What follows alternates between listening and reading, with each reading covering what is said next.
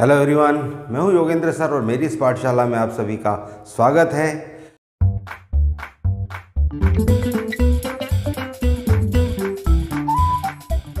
आज हम सीखने वाले हैं नंबर्स की डिविजिबिलिटी। अलग अलग नंबर से किसी भी नंबर को डिवाइड करने के तरीके कि अगर हम उसे बिना डिवाइड करें कैसे चेक करें कि नंबर डिविजिबल होगा या नहीं, ये सीखने वाले हैं। तो चलिए शुरू करते हैं क्लास। तो पहले सब समझें कि अगर हम किसी नंबर को, एक नंबर को हम दूसरे नंबर से क्या करते हैं, डिवाइड करते हैं। सपोज यहाँ पर मैं डिवाइड कर रहा हूँ 7 को 2 से, तो यहाँ मैं जब 2 से डिवाइड करूँगा तो 2 से 7 डिवाइड होगा 3 टाइम्स, 2 3 आर 6, रिमाइंडर बचेगा 1। तो इस कंडीशन में जो 7 हमारा कहलाता है इसे हम कहते हैं डिविडेंड। 7 होता है हमारा, इसे हिंदी में कहेंगे, हम कहते हैं भाज्य। जिस नंबर से हम डिवाइड कर रहे हैं इसे कहते हैं हम डिवाइजर, हिंदी में कहते हैं भाजक। और जो हमारा शेषफल है, यहां पर जो हमारे पास बचा हुआ ये 1 क्या हो गया, इसे हम कहेंगे रिमाइंडर, यानी कि शेषफल। तो जो हमारा फॉर्मूला बनता है वो किस फॉर्म में बनता है, इसे हम लिखेंगे भाज्य बराबर भाजक गुणित भागफल और धन शेषफल। इसी को कि अगर हम कोई नंबर a है जिसको हम किससे डिवाइड कर रहे हैं, b से डिवाइड कर रहे हैं, मान लीजिए वो कितने टाइम डिवाइड हो रहा है, q टाइम डिवाइड हो रहा है और रिमाइंडर r बच रहा है, तो हम इसे क्या लिखते हैं, a equal B Q plus R. a equal क्या होता है, बी क्यू प्लस आर। इसी को हम क्लास 10th में पढ़ेंगे यूक्लिड्स लेमा के नाम से।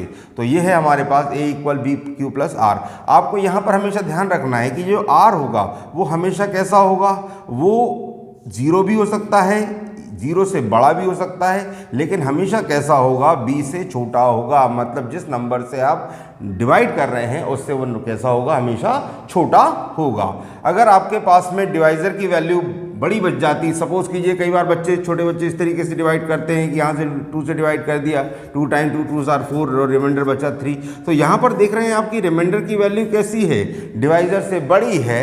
तो इस कंडीशन का मतलब क्या हुआ कि हमने जो सम को गलत तरीके से सॉल्व किया है। ये तरीका कैसा है, गलत है। आर हमारा क्या हो सकता है, या तो 0 हो सकता है या उससे छोटा नंबर हो सकता है, लेकिन हमेशा आर की वैल्यू कैसी होगी, b से छोटी होगी। ये आपको ध्यान रखना है। तो चलिए अब समझते हैं डिविजिबिलिटी को। सबसे पहले देखते हैं 2 की डिविजिबिलिटी। 2 की डिविजिबिलिटी क्या होती है, जो हैं जैसे 0, 2, 4, 6 और 8, इन नंबर्स को हम क्या कहते हैं, इवन नंबर कहते हैं। इन संख्याओं को हम क्या कहते हैं, सम संख्याएं। तो जितनी भी सम संख्याएं होती है, इवन नंबर होते हैं, वो सभी के सभी कैसे होते हैं, 2 से डिविजिबल होते हैं। मतलब हमारी सम संख्याएं सभी 2 से कैसी होगी, भाज्य होगी। जिन नंबर्स के लास्ट में 0, 2, 4, 6 और 8 होगा वो सभी नंबर्स कैसे होंगे, 2 से डिविजिबल होंगे। तो 2 की डिविजिबिलिटी तो आपको समझ में आ गई कि बहुत आसान है। अब बात करते हैं नेक्स्ट नंबर हमारा, ये तो हमारी 2 की डिविजिबिलिटी। अब हम बात करते हैं नेक्स्ट नंबर की, 3 की। तो 3 से कौन से नंबर डिवाइड होते हैं, वहाँ आपको ध्यान रखना है कि सपोज कीजिए कि मान लीजिए एक नंबर में लिख देता हूँ 157।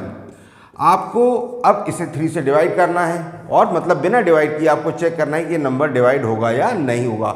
अगर हम इसको 3 से डिवाइड करें और रिमाइंडर 0 आता है मतलब नंबर डिविजिबल है।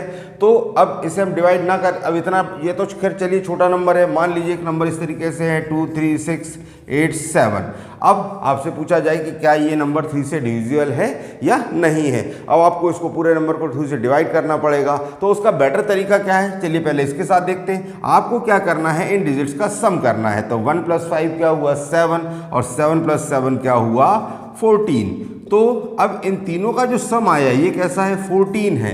आपको देखना है कि क्या ये सम इस 3 से डिविजिबल है क्या। तो आपने देखा कि 14 3 से डिविजिबल नहीं है, मतलब ये नंबर हमारा 3 से डिविजिबल नहीं होगा। अब यहाँ पर हम बात करते हैं तो 2 + 3 क्या होगा, 5, 5 + 6 कितना हुआ, 11, 11 + 8 कितना हुआ, 19, 19 + 7 कितना हो गया, 26। अब अगर 26 की बात करें तो 26 भी कैसा है, 3 से डिवाइड नहीं होता है। 3 से डिवाइड करने पर यहाँ पर क्या आता है, यहाँ पर हमारे पास रिमाइंडर 2 बच जाता है। मतलब ये नंबर हमारा 3 से डिविजिबल नहीं है। तो ये हमारा 23,687 भी क्या होगा, 3 से डिवाइड नहीं होगा। तो आपको सिंपली ध्यान रखना है कि अगर नंबर्स का सम, नंबर का कि नंबर्स का सम जो है, अगर डिजिट्स का सम जो है वो 3 से डिवाइड होता है तो ही नंबर कैसा होगा, 3 से डिविजिबल होगा। कोई और नंबर देख लेते हैं। तो ये 2 + 3 कितना हुआ, 4 हुआ, 4 + 0 कितना हुआ, अगेन 2 + 3 सॉरी 5 हुआ, 5 + 0 हुआ 5, 5 + 4 हो गया 9। तो इनका सम कैसा है, 9 है, इनकी डिजिट्स का सम 9 है। तो ये 9 कैसा है, 3 से डिविजिबल है, तो पूरा नंबर हमारा कैसा होगा, ये भी 3 से डिवाइड होगा। तो ये हमारा 3 की डिविजिबिलिटी का रूल कि जब नंबर सारी डिजिट्स का सम 3 से डिवाइड होता है तो नंबर भी 3 से डिवाइड होगा। चलिए नेक्स्ट नंबर हमारा लेते हैं हम। नेक्स्ट नंबर हमारे पास क्या होगा, 4 की डिविजिबिलिटी की बात करें तो आपको 4 की डिविजिबिलिटी चेक करने का सिंपल तरीका यह है कि जो भी आपको नंबर दिया हो, सपोज यहाँ पर देखिए जैसे ये दिया हुआ है 157, तो ये तो क्लियरली दिखाई दे रहा है कि 7 है लास्ट में, तो अगर ये नंबर हमारा डिविजिबल नहीं होगा। चलिए अगर नंबर हम लेते हैं 1576, तो इसको कैसे चेक करें, तो इसका तरीका ये है कि आप लास्ट की ये 2 डिजिट ले लो, आपकी लास्ट की 2 डिजिट्स है जो रहती हैं, आप उन्हें डिवाइड करके देख लीजिए कि अगर आपकी वो लास्ट की 2 डिजिट 4 से डिविजिबल है तो नंबर कैसा होगा, 4 से डिवाइड होगा।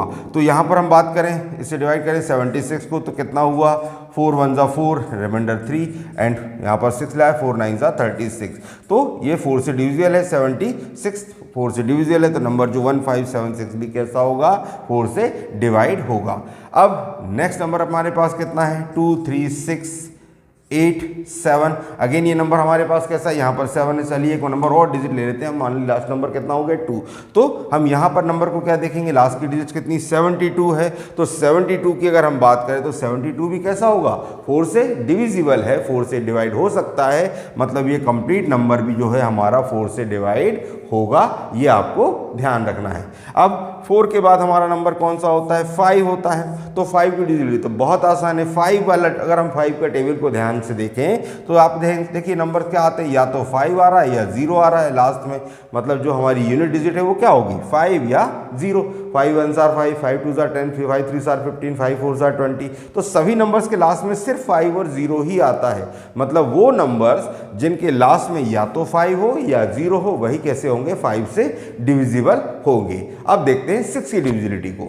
अब बात करें अगर 6 की डिविजिबिलिटी की, तो 6 से डिविजिबिलिटी चेक करने का आसान सा तरीका ये है कि आपने देखना है कि अगर नंबर 2 से भी डिविजिबल है, 3 से भी डिविजिबल है, तो वो नंबर 6 से भी डिविजिबल होगा। मतलब अगर 2 और 3 का भाग उसमें पूरा पूरा जा रहा है तो 6 का भाग अपने आप चला जाएगा।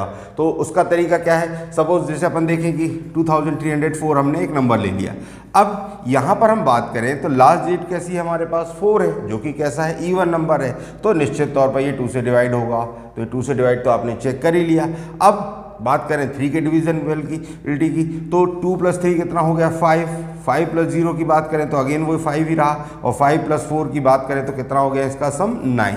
मतलब इनकी डिजिट का सम कितना हुआ, 9, जो कि 3 से डिविजिबल है, तो उस कंडीशन में ये नंबर 3 से भी डिविजिबल हो गया। अब 2 और 3 दोनों से डिवाइड होगा तो फिर 6 से भी अपने आप ये नंबर क्या होगा, डिविजिबल होगा। मतलब याद रखेंगे आप कि 2 और 3 से अगर नंबर डिवाइड हो रहा है तो 6 से भी डिवाइड होगा। अब नेक्स्ट नंबर जो है हमारा 7, हम 7 की डिविजिबिलिटी की बात करते हैं। तो 7 की डिविजिबिलिटी के लिए आपको ध्यान रखना है, थोड़ा सा 7 की डिविजिबिलिटी हल्की सी आपको प्रॉब्लम देगी। आपको यहाँ जैसे यही नंबर हम ले लेते हैं 2304, आपको क्या करना है कि जो लास्ट की डिजिट है, लास्ट का जो आपका नंबर है उसको आप डबल कर दीजिए। तो 4 को डबल कर दिया आपने तो 4 2 सर कितना हो गया, 8 हो गया, 4 2 सर आपका हुआ 8। अब आपको क्या करना है, बचे हुए नंबर्स में से उस 8 को माइनस कर दीजिए। तो 230 में से 8 माइनस करेंगे तो कितना हो गया, ये आपके पास बचेगा 222। अब आपको लग रहा है कि अरे यार अभी तो, और आप इसे चेक कर सकते हैं कि ये नंबर 7 से डिविजिबल है या नहीं, इसे डिवाइड करके। अब लग रहा है कि मान लीजिए ये नंबर अभी भी आपको बड़ा दिख रहा है कि ये नंबर भी हमारे पास बड़ा नंबर है, हम इतना नंबर को भी डिवाइड नहीं करना चाह रहे, तो उस कंडीशन में आप क्या करें, अगेन वही सेम रूल यूज़ करें। तो इस लास्ट डिजिट का डबल कर दिया, 2 का डबल हो गया 4। अब इस 4 को 22 में से माइनस कर दीजिए, बचा कितना, 18। अब आपको पता है कि 7 से 18 डिवाइड नहीं होता, मतलब ये नंबर भी डिविजिबल नहीं होगा। तो ये नंबर जो है हमारा 7 से डिविजिबल नहीं है। अब अगर हम थोड़ा सा और बड़ा नंबर ले लेते हैं, मान लीजिए 653287 ही हमारे पास, तो इस तरीके का नंबर है, तो आप क्या करेंगे, 3 के पेयर बना दीजिए। एक पेयर हो गया ये 3 डिजिट का, दूसरा पेयर हो गया इस 3 डिजिट का। अब आप क्या करेंगे, आप निकालेंगे इनका डिफरेंस। देखिए डिफरेंस क्या होगा, 653 माइनस 287 कर दीजिए, तो 13 माइनस 7 हो गया 6, यहाँ बचा आपके पास 4, 14 माइनस 8 इक्वल 6, यहाँ पर कितना बचा आपके पास, यहाँ बचा आपके पास 5 माइनस 2 इक्वल 3। तो आपको देखना है कि क्या ये नंबर 3 से डिविजिबल है, सॉरी 7 से डिविजिबल है, तो 7 5 सा 35, रिमाइंडर बचा 1 और 7 2 जार होता है 14, रिमाइंडर अभी यहाँ पर रिमाइंडर हमारे पास 2 बच रहा, मतलब ये नंबर हमारा 7 से डिविजिबल नहीं है, तो ये नंबर भी हमारा 7 से डिविजिबल नहीं होगा। तो ये दो तरीके हमारे पास 7 से डिविजिबिलिटी के। अब बात करते हैं नेक्स्ट नंबर की, हमारा नंबर है 8। तो 8 की डिविजिबिलिटी आपको क्या करना है, जैसे हमने देखा था 2 की डिविजिबिलिटी तो सारे नंबर्स जो 2 से डिविजिबल थे, फिर हमने 4 की डिविजिबिलिटी में क्या समझा था कि जिनकी लास्ट की 2 डिजिट जो है 4 से डिवाइड होती है वो नंबर 4 से डिविजिबल। अब 8 की डिविजिबिलिटी में भी सेम प्रोसेस होती है। 8 की डिविजिबिलिटी के लिए आपको क्या देखना है कि लास्ट की 3 डिजिट, लास्ट में हमारे पास कितनी डिजिट होगी, 3 डिजिट आपको चेक करना है वो, जिससे सपोज कि ये नंबर है, अब ये नंबर तो आपने देख लिया यहाँ पर 7 है, तो 7 ऑड नंबर है तो डिवाइड नहीं होगा।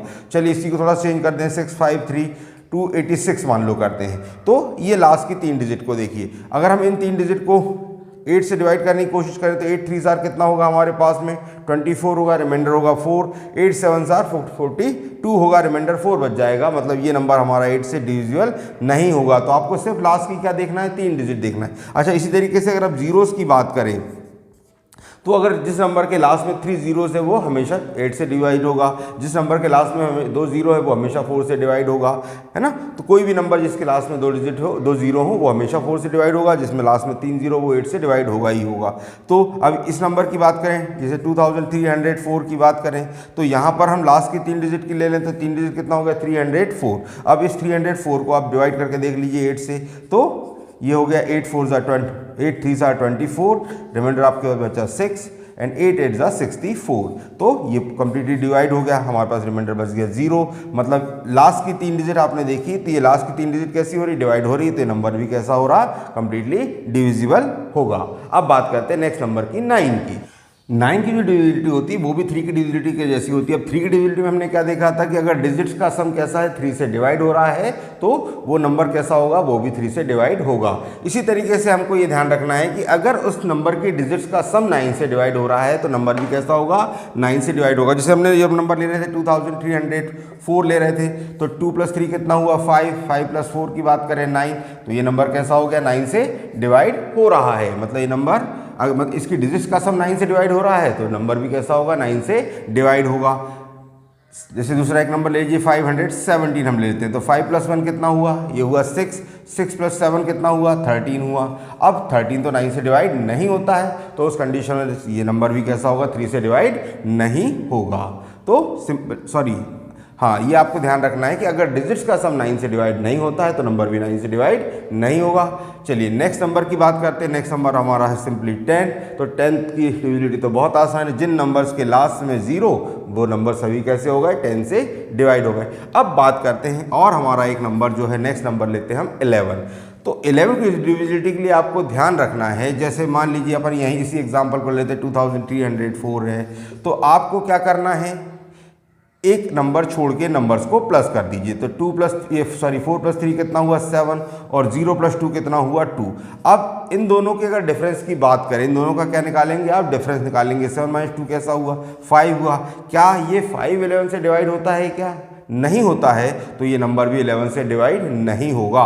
मतलब आपको क्या करना है, अल्टरनेट नंबर्स को प्लस करना है और उनका जो डिफरेंस है उसे क्या करेंगे, 11 से डिवाइड करेंगे। वो नंबर अगर डिवाइड हो रहा है तो नंबर भी कैसा होगा, 11 से डिवाइड होगा। जैसे एक और कोई बड़ा नंबर लेते हैं 5 6 3 8 7 2, अगर हमने यहाँ पर एक नंबर ले लिया तो इस कंडीशन में क्या हो गया, 2 8 और 6, तो ये क्या हुआ 2 + 8 10 + 6 हो गया हमारा 16।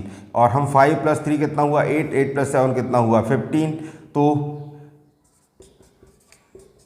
ये हुआ 15। अब 16 और 15 का डिफरेंस कितना हो गया, 1 हो गया। अगेन ये भी कैसा है, 11 से डिविजिबल नहीं है, तो नंबर कैसे होगा, 11 से डिवाइड नहीं होगा। अब अगर इसी नंबर की जगह पर हमारे पास में क्या होता, मान लीजिए होता 5 6 3 8 7 1 होता, तो इसी का एक और तरीका समझते हैं। हाँ, आपको क्या करना है कि इन नंबर्स का डिफरेंस, अल्टरनेट मतलब नंबर्स का डिफरेंस निकालिए। देखिए 1 - 7 करेंगे कितना हो गया -6, 8 - 3 कितना हुआ आपके पास, ये हुआ 5, और 6 - 5 कितना हुआ, अगेन हुआ ये 1।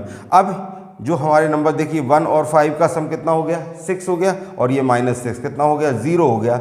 अगर इन नंबर्स का सम 7 से डिवाइड हो रहा है, जो हमने देखो डिफरेंस निकाला है, अल्टरनेट नंबर्स का डिफरेंस निकाला है, अगर वो डिफरेंस हमारा कैसा होता है 11 से डिवाइड होता है, वो डिफरेंस का सम, सॉरी उस डिफरेंसेस का सम अगर हमारा 11 से डिवाइड होता है तो वो नंबर भी कैसा होगा, 11 से डिवाइड होगा। तो ये था आज के डिविजिबिलिटी के रूल्स। अगली क्लास में हम कुछ और नंबर्स को लेकर आएंगे। अगर आपको ये आज की वीडियो पसंद आई हो तो इसे लाइक करें, दोस्तों के साथ शेयर करें और चैनल को सब्सक्राइब जरूर करें। Thank you.